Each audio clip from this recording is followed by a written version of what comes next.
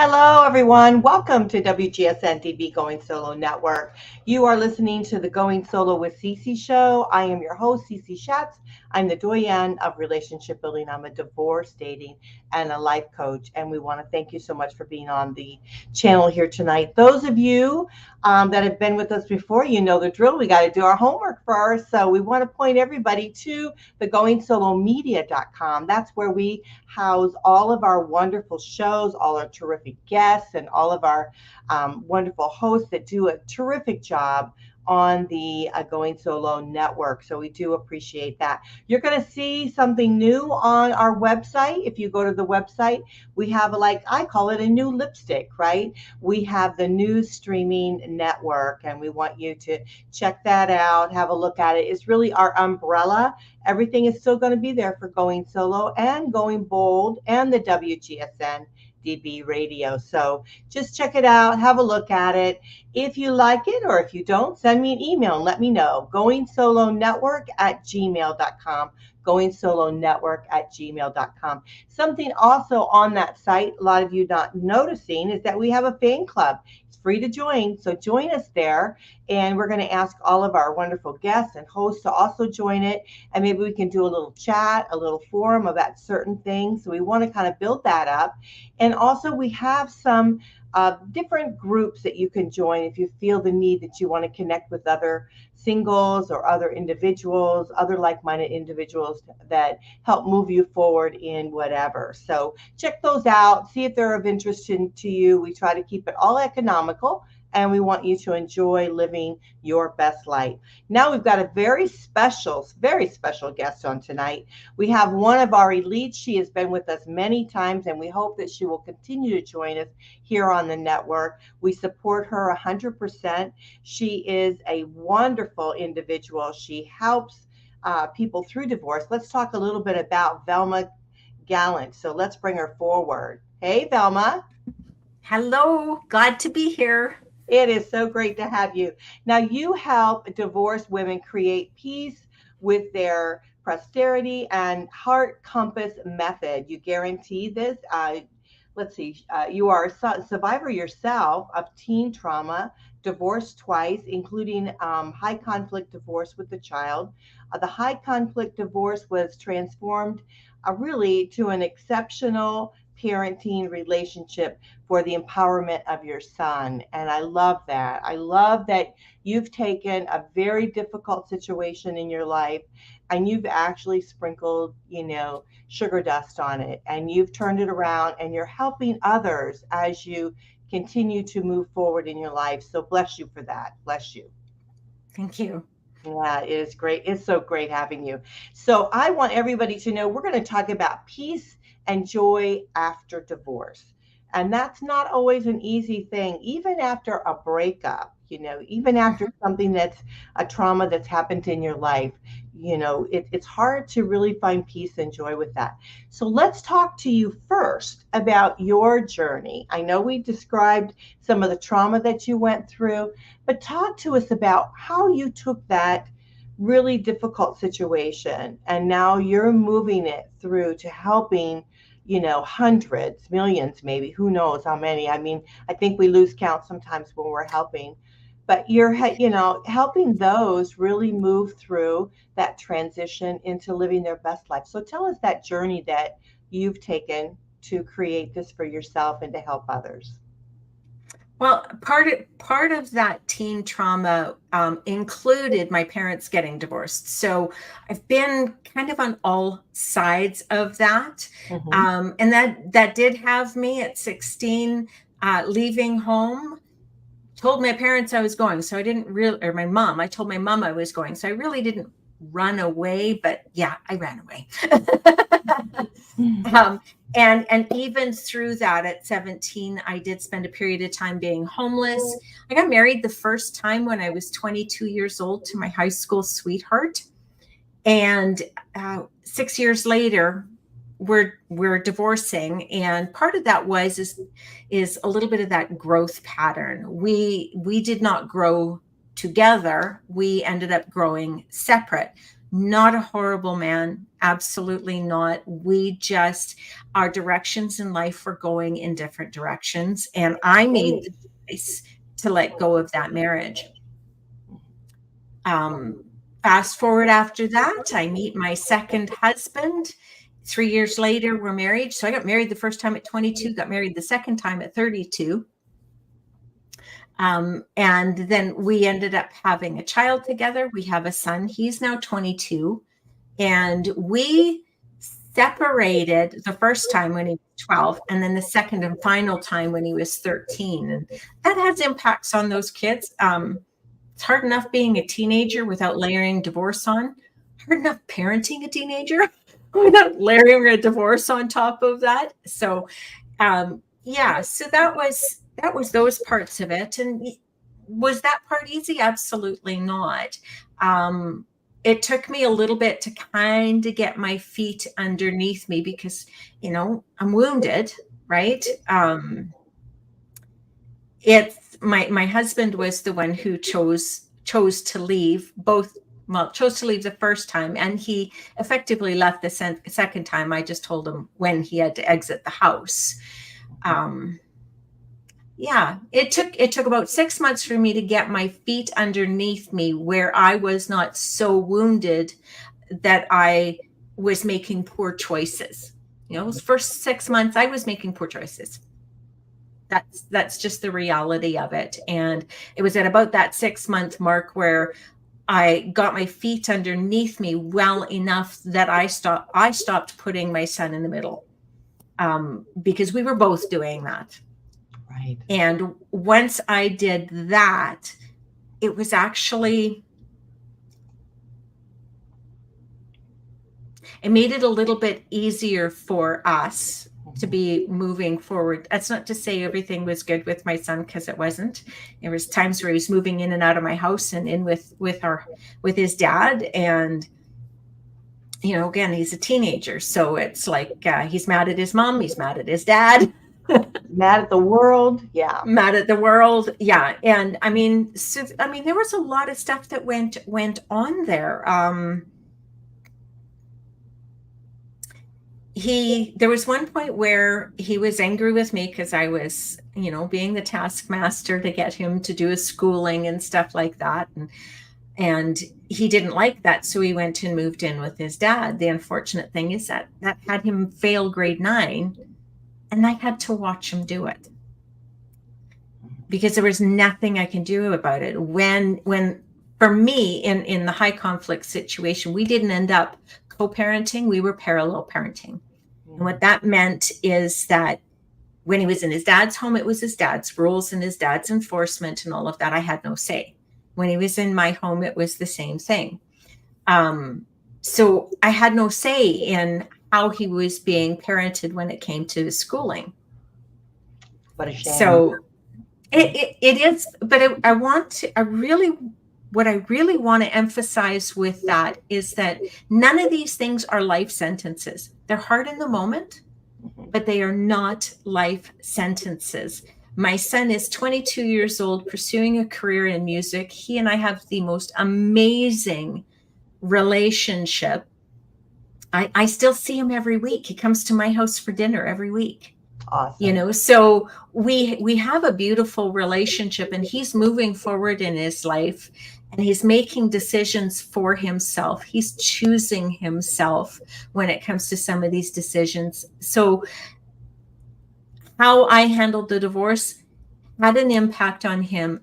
And ultimately, in the end, he's pretty darn healthy for a 22-year-old young man. Great. So here, yeah. I did a lot of talking there. Did you have any questions about that? Well, I was just wondering, how did you decide from that point? It's great that you've done a great job with your son. It's not always so easy to do that. I was very lucky with my last, child, my youngest son. When we got divorced, we were actually good parents. So it was rocky, and I had to fight for my place. I had to make sure that my ex understood that I wasn't going anywhere as a parent, And finally, when he understood that, and he also understood that my son needed me, then that turned a little bit, and then we started kind of being good parents together.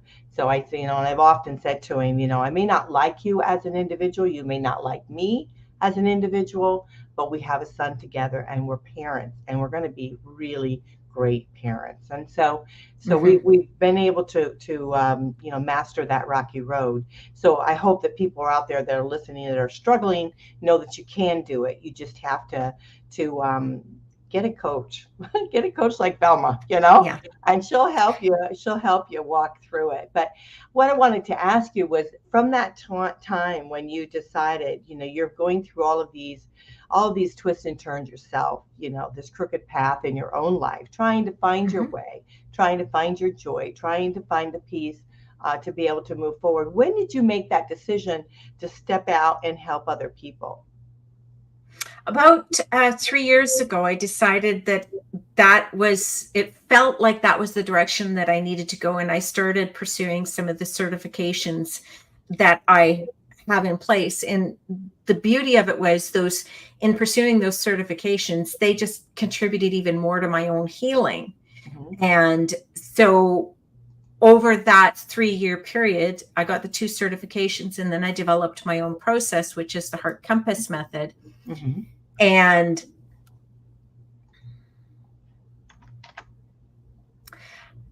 it's definitely a journey, right? Like, it's definitely a journey. And part of creating the Compass method, the Heart Compass method, and part of the choice with respect to the certifications was that I wanted to bring something different to the table. So while I did pursue life coaching more than 10 years ago, that was not something that I wanted to rely on solely when it came to how I was supporting people. So one of the methods has to do with belief elimination. So when we walk through life, we get more and more evidence every day of the beliefs that we had created in our childhood. And one of the things that I've noticed is that divorce brings all of those back up to the surface again. When I left my marriage, it was, I'm a failure. There was, I'm not valuable. I'm not important. So there's this whole stack of beliefs that rise to the surface, and our divorce becomes more evidence of these beliefs. But the reality is when that evidence shows up, it's not there to make us feel worse. It's there to show us what's ready to be healed. So if you're feeling those things, it's like now is the time. Now is the time to heal these things. And so I am of the firm belief that our divorces are those kinds of healing opportunities. And divorce doesn't just mean that piece of paper. Because I'll tell you, I've divorced a lot of things in my life. I've divorced friends. I've divorced jobs. I've divorced long-term relationships as well. I mean, just because we weren't married doesn't mean that it's not a divorce. It is effectively a divorce, right? It's an ending. Right. And so what we get from our divorce carries forward into the rest of our life. And if you look at it as, what am I getting out of this? It changes it just a little bit more. Right. Yeah, that is so right. Yeah, I mean, we have that little voice, we're used to hearing the negative when we go through divorce, because let's face it, you're divorcing for a reason. There's a reason there. And so you start thinking of all these negative things, and that little voice is going off in your head, but that's not real. It's not reality. And when you stop for a minute and really start thinking about yourself and start asking yourself, is that true? 9 times out of 10, you're going to say, no, that is not true. That is not. I am reliable. I am, whatever it is that you feel. But what's happening, and I've often said this a lot in those that are going through divorce, is that you're taking on ownership of their part of it. So if you feel like you've done well in your marriage, if you feel like you've been, a good spouse, then own up to that, own up to maybe the areas of weakness that you might have had, the areas of things maybe you did wrong, and and then acknowledge it and be aware of what you did so that you can then move forward in your life, and you don't have Mm-hmm. to beat yourself up over it constantly, because we are No. not perfect. We all make mistakes. And yeah, so I like the idea of what you said about going back into your childhood. That's how I was able to find peace and joy in my life. I started thinking about, what did I really enjoy doing when I was a child? What did I love that I kind of put on the shelf as I was growing up, or as I started, the walk as being a parent, or being a spouse? What did I put on the shelf? What did I stop exploring? And Mm-hmm. that's where I started with my joy. What do you think? So those are really important considerations. The other certification that I got helps us. It helped me specifically. It helped me to understand myself and to know myself in a way that I didn't realize that I knew myself. Hmm. So it shared it. I understood why I do things the way I do them. So for me, my why of everything is to make a difference. Hmm. Anything that I do, I want to be a contribution to someone. And how I do that is by challenging the way things are thought about or done. And at the end of the day, what I bring to the table are simple solutions. So when I look through my life in that lens, I look back at case in point, a job. If I've been at a job where I'm not allowed to contribute to my team, because my background is administrative, right? I'm not allowed to contribute to my team. I wasn't able to challenge the way things are thought about or done. I wasn't able to implement really good systems that made things simple for my team and contributed to them even more. If I couldn't do that, I was miserable in my job, absolutely miserable in my job. And when I could be me in those jobs, I loved my jobs and I was happy.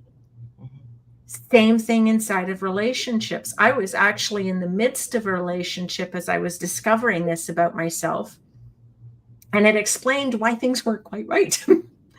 It wasn't working, and I couldn't understand why. And after I discovered these things about myself, I realized that inside of this relationship and many relationships, I couldn't be me.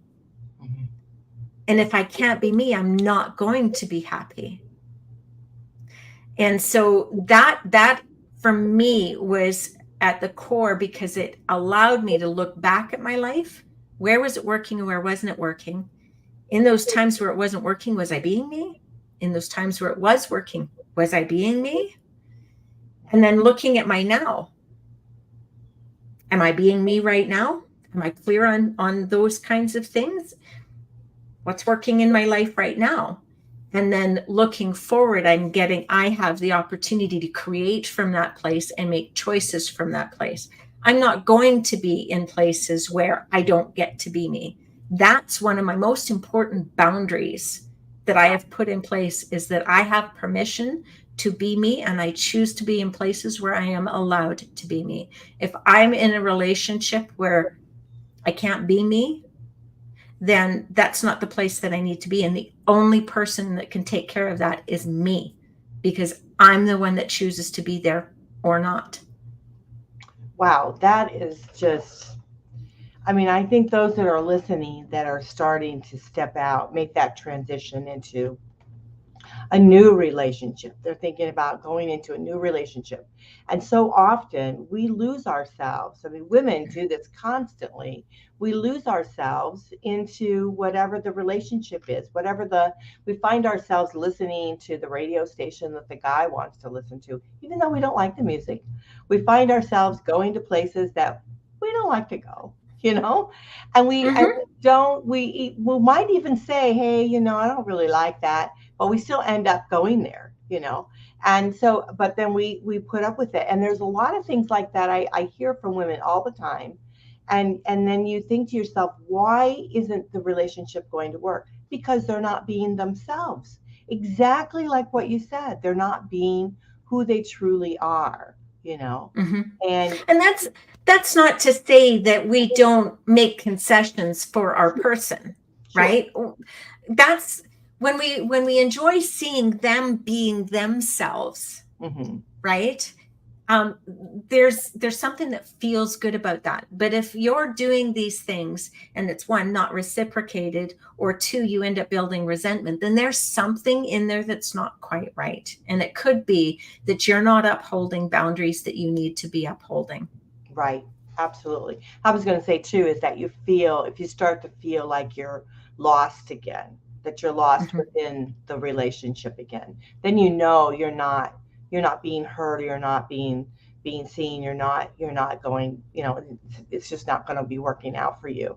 But you have to have that awareness, because not the guy may not, or the lady, whoever, if they were the man, but they're not, the other partner is not like the bad one, right?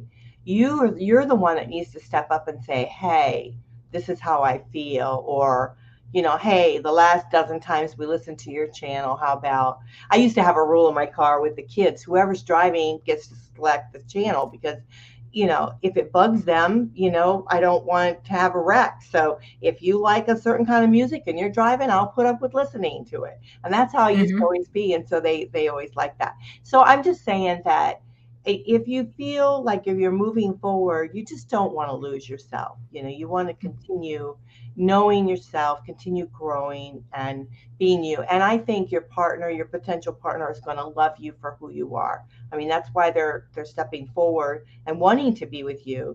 And they don't intentionally mean to stifle you. Not all. I mean, there are some, Not but they don't mean to stifle you. So you have to somehow create that awareness, right, of who you are and what you want. well, and that can be communicating your boundaries. If at any point you feel like you cannot communicate those boundaries, then there's two things you need to look at. Is it because that other person has already made you feel not safe to communicate that? Or is it one of your own beliefs that's stopping you from communicating your boundaries? Because really, when you're in a relationship, and when I'm in a relationship, I want the other person to win. Mm-hmm. I want them to know about what lifts me up, or what makes me happy, or what I enjoy to do. Because if he knows, like, hey, honey, I kind of like surprise flowers for absolutely no reason at all. That way he knows, hey, my lady likes these things, so I can do that and I'm going to win. Mm-hmm. Right? So it's setting them up to win when you're communicating your boundaries. Mm-hmm. Nobody can step over a boundary that you don't lower for them. Oh, I like that. No one can, say it again, one more time. No one can step over a boundary that you don't lower for them. Mm-hmm. So if somebody, let's say, for example, one of my boundaries is that I prefer honest communication. I'd rather hear the truth and not like it than to hear a lie. So my boundary is I need you to tell the truth. And if you don't tell the truth, then there's going to be a result, right? Mm-hmm. So let's say that's it. And that's not a very good example as I'm thinking about it. But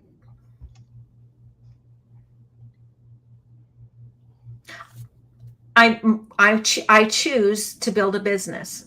Mm-hmm. I choose to build a business. And if the other person doesn't like me building a business, I either uphold the boundary that I'm building the business, or I lower the boundary and I shut down my business and I don't build my business. I don't uphold what I need and what I want and who I am. So it can't happen if I'm saying I'm building my business, or let's have a conversation about this I'm going to build my business. How can we do this together? How can I have you feel respected and honored, and I still get to build my business, right? So we have a conversation about it. I remember when I was going through counseling after the second marriage, And we were having a conversation about red flags, Mm-hmm. right? And I'm like, well, yeah, there was this red flag and there was this red flag and there was this red flag. And my counselor looks at me and goes, those are not red flags about him. Those are red flags about what you allowed. And I'm like, oh. Ooh, that's deep. Right. And because it really is. Mm-hmm. I could have upheld boundaries in those circumstances and said, this doesn't work for me. Mm-hmm. And if we can't figure out a way for this to work, then I need to go. Yeah. I get to remove myself from this situation if my boundaries are not being respected. Mm-hmm. So that was where my responsibility lied. I wasn't responsible for his actions, but I was responsible for what I allowed and what I didn't allow. Those were my choices. Right. Absolutely.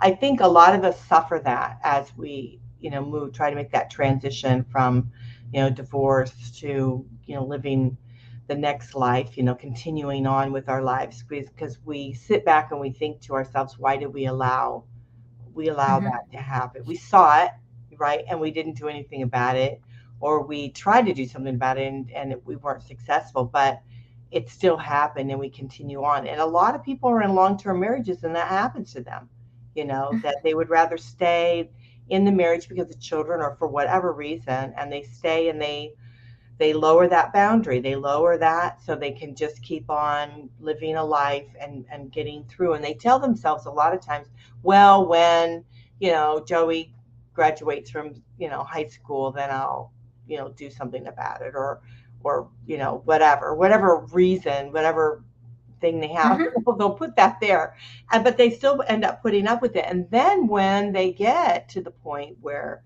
they do get to there, then they're so upset at themselves for allowing it had to go on for so long. You know what I mean? And it's like, I feel bad for them because I know that, this is a choice that they made, and it's years that they lost.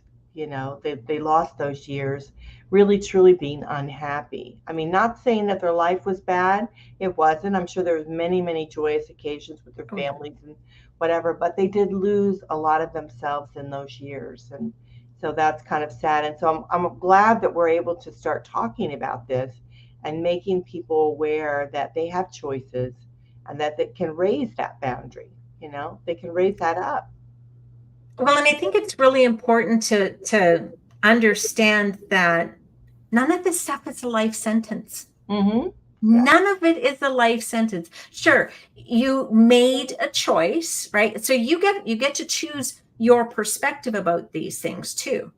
I made a choice to stay in a marriage for these reasons. And I made that choice. And it's okay that I made that choice. And now, today, I get to make a different choice. Mm-hmm. So if I'm busy rubbernecking, looking back at what I did wrong, then I'm distracted from making my choices right now. And it's coloring all of the choices that I'm making. So, I mean, there's a reason why that rear view mirror is small. Mm-hmm. Because we can't be driving forward if we got a great big giant rear view mirror blocking our view. Yeah, you are so right. You know what? I love talking to you, and we've already kind of exceeded our time. Oh, half of the show. So we're going to have to take a quick break because we just have to do these things. But I want everyone to know that Velma she handles or does the Heart Compass method, and so you definitely want to get a hold of her. And her website. Let me see. We've got your website. Is this correct? Is this right? Divorced Women Creating. Creatingpeace.com. There's no slash and an extra P in there, but it is. Yeah, I don't know why we have sort of correct. Well, I do apologize for that. So we'll just let me fix that real fast. Do we have the slash in there for the piece or no? There's no slash in there. Maybe there's happy fingers when I was typing that. Right? That's okay. It was peace.com. So you go to divorced. And that's DIVORCED, right? Women, WOMEN, creating, CREATING, peace, PEACE So make sure that you guys do that. And we want you to do it. She also has a consumer awareness guide on her website. Go and get that guide because it's definitely worth getting. And again, all you have to do is go to the website, divorcedwomencreatingpeace.com, and get the consumer awareness guide that she has available for you.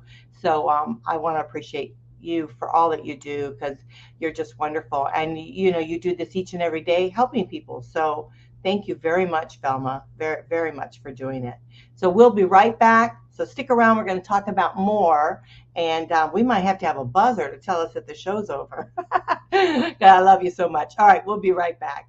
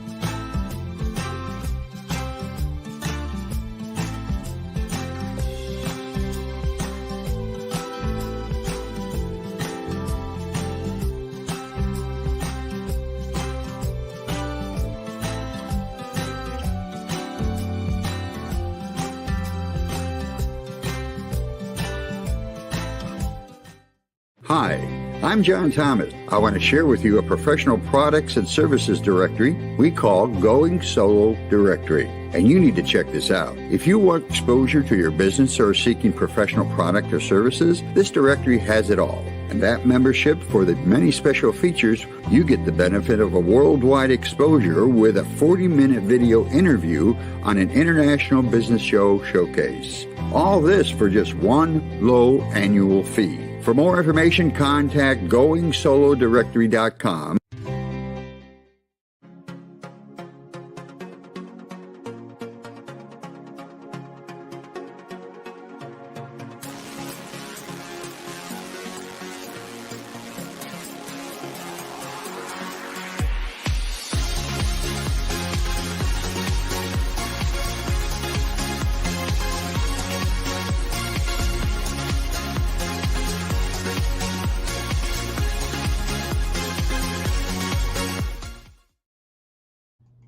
Welcome back to Going Solo with Cece. I am Cece Shatz, the Doyenne of Relationship Building. I have elite guest with us, Velma Gallant, and she's a divorce coach at Heart Compass Method. And her website, I want to make sure we get that right, is divorcedwomencreatingpeace.com. So check it out. She's got a lot of information there that can definitely help you.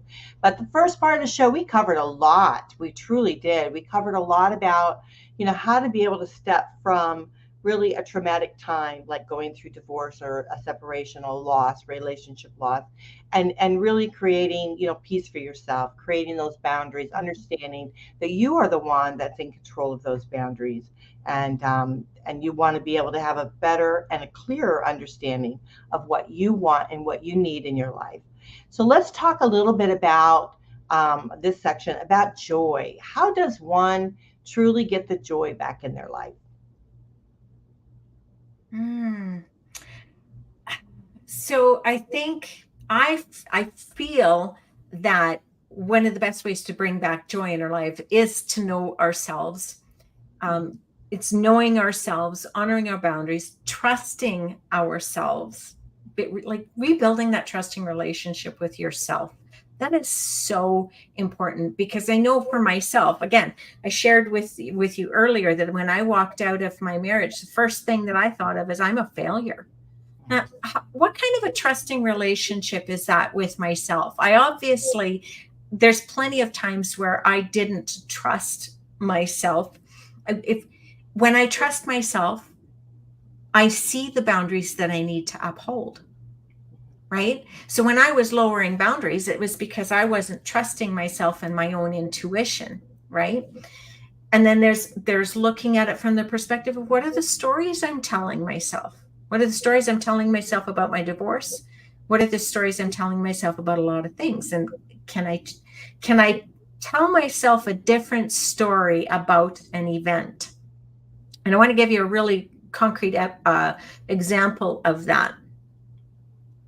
So, and not everybody's going to feel the same way about this as I do, but I want to preface it that way. I had a discussion with my son not that long ago where I told him I loved his dad. I said, I don't love him in a romantic way. I says, but I love your dad. He may not have taken good care of me in his human form. I said, but his soul took amazing care of me. My ex-husband fought for the dog that I didn't want to get. I love dogs, but I didn't want to get it because I knew whose responsibility it would end up being. That dog is what cared for me as I transitioned out of my marriage and as I transitioned into being an empty nester when my son grew up and moved out on his own, right? So his dad fought for something that cared for me in the divorce ultimately. He picked the faith community that cared for me as I transitioned out of the marriage. He gave me my son. He chose to separate from me, or to tell me that he was separating from me the day before my birthday. The reality is, he gave me back to me on my birthday. He gave me the most important gift I could have received on that day. So those are the stories I tell about the event now. Did I tell those stories then? I had much more colorful and dramatic stories back then. But those are the stories I tell now about my divorce. So what are the new stories that you can tell? That's going to bring you a different kind of joy. Mm-hmm. I love that. My ex was the same way. It's like took a long time. Our divorce took a long time. So every holiday, every birthday, any special time, he made sure I was served something. I don't know what. He would come up with something, and he would make sure that I was actually physically served in front of people. Or, as to him, it was like he wanted to embarrass me. He wanted to. Mm-hmm. He wanted to show me who was the boss, who was the one in charge. But like you, each time, the first time I was like shocked, right? Second time I was like, wow, again, But then after that, I started thinking to myself, thanks for the reminder of why we're getting a divorce. I kept thinking the same thing. I said, thank you. Because occasionally, I would revert back to thinking again, like you, I had the son, and I kept thinking, be a family life. And, maybe I should have, put up with whatever. And then every time he'd do something like that, I'd say, yep, thank you for reminding me that my future is going to be a lot better. And yeah, so after a while, it just got to be, okay, what time is it? It should be arriving any minute. And then when he finally stopped doing it, then it was like, okay, wow, I've made it through. So yeah, but it got to be funny. It actually got to be like, I'd like laugh about it because I couldn't change his behavior, like you said before, you can't change their behavior, but you can change yours. And so instead of being shocked and upset, hurt, and all those things that he wanted me to feel, when I started changing that and thinking, yeah, this is just a reminder, go forward, keep moving on, that kind of stuff. And it just put like gas in my tank, and it really started giving me joy, and I started to embrace life again. And so, yeah, I think it's our attitude, it's our mindset, mm-hmm. the way we look at things. I truly believe that, and I know that you're terrific with helping those feel that, to be able to get through that and understand that we have to create a shift in our mindset. So tell us a little bit about the Heart Compass method. You don't have to tell all because we don't have a lot of time, but just share with the audience just a little bit before we close the show what that is, so that they can, when they contact you, they can have a better understanding mm-hmm. of what that is. So I've been slowly revealing little bits of it actually through our conversation. So the first and most important part of the Heart Compass is the heart in the center of the compass, and that's self. Mm-hmm. The points of the compass, so you can insert this compass anywhere in your life and it'll work. The points of the compass are how we bring ourselves back into alignment, where we bring in that peace and we start feeling that joy again. The stories. One of the points is stories, the stories we tell ourselves. The next point is trust. And it's not about trusting others, it's about trusting self. Mm-hmm. So the stories we tell ourselves, the trust that we have with ourselves. The third point is about boundaries. And those boundaries are not about boundaries for others. It's about boundaries for self. Again, no one can step over a boundary that I don't uphold. And the last point, which we didn't touch on, was belonging. Everybody has a need to belong. It's part of our nature. The reality is if I belong to myself, then I'm not thirsty to belong to anyone else. Mm-hmm. And that's when the real joy comes in. Oh, amen to that. Absolutely terrific. Well, we're going to have to close the show. I just love having you on, and I hope you'll come on again because we love having you, and you share so much with us, and your wisdom is tremendous. So we just love you. So we hope that you'll continue on, helping and healing hearts as you move forward in your life, Velma. So Velma Gallant, and we want to make sure we share her website again. Check it out, Divorced Women Creating Peace. That's DIVORCED, Women, WOMEN, Creating, CREATING, Peace, PEACE.com. So we want to make sure that you contact her. Go ahead and get your consumer awareness guide right off of her website. She has that there for you. Connect with her. Let her know that you met her, or you talked with her, or you saw her, related to her on the show here today, and really on our network. Of course, Velma is an elite guest, which means she really helps team up with us and really tries to help those that are really going through the muckety muck of things, as we say sometimes. And you can find all of her information on our elite guest page. You just go into our website there, go click on the elite guest, and you'll find Velma's sheet there, and it's got all of her information on there. So it's easy for you to click into. If you happen to forget her website, divorcedwomencreatingpeace.com. So thank you again, Velma. We really do appreciate you coming on the show, and I'm looking forward to having you back again, and maybe on some of our other host shows too. So thank you so much. Always a pleasure. It's wonderful. All right, everyone, you're listening to Going Solo with Cece with our wonderful guest here tonight. I hope that you enjoyed the show as much as I did. Velma is truly a godsend. She's a wonderful individual and truly helping people. So if you feel that need, don't hesitate to reach out to her. So we'll talk to you next time. Bye for now.